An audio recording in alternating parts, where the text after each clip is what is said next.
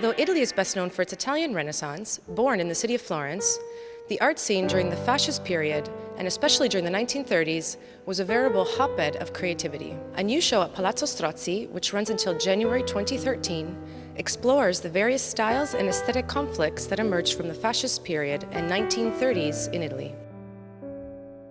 Nearly a century ago, the art scene in the 1930s in Italy was characterized by contrasting art movements. Italian artists produced works inspired by classicism, others extolled the ideals of futurism, while others created expressionist and abstract art, monumental art, or decorative painting. The arts during the Fascist period were further obscured with the introduction of mass communications. Radio, posters, cinema, and the first illustrated magazines in Italy inundated a wider audience with concepts that were duped from the fine arts.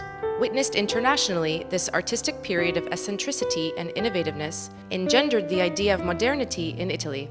Capturing the creative essence of Mussolini's fascist era, the Palazzo Strozzi exhibit showcases an array of masterworks from over 40 of the most prominent artists in the 1930s. Through the works on display, artists can grasp the animation and zeal at the heart of the artistic scene during Italian fascism, a period that was so significant to the development of modern Italy. With the influence of other European nations and their artists and creative concepts, this generation of artists in Italy led to Italian modernity in architecture, design, painting, and sculpture. We spoke to the curator of the Florence section of the exhibit, Susanna Ragionieri, who told us more about Florence's role in this exciting moment in Italian history. The art scene in the city of Florence in the 1930s was very rich and full of vitality, but there were not more foreigners that flocked to the city in this period compared to other periods or decades. Florence began to attract artists from the early to mid-1800s. Artists either came here to study or stop and work here.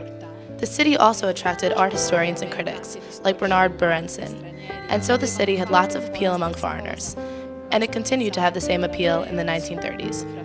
There were many colonies of artists, writers, painters, intellectuals, mainly from the Anglo countries and from Germany. But then these artists would also go to other European cities from here. Florence, however, has always retained its appeal for its important artistic history and tradition. The exhibit encourages its audience to be interactive, encouraging visitors to explore some of the key issues addressed in the exhibit, like the rise of mass communications and industrial design.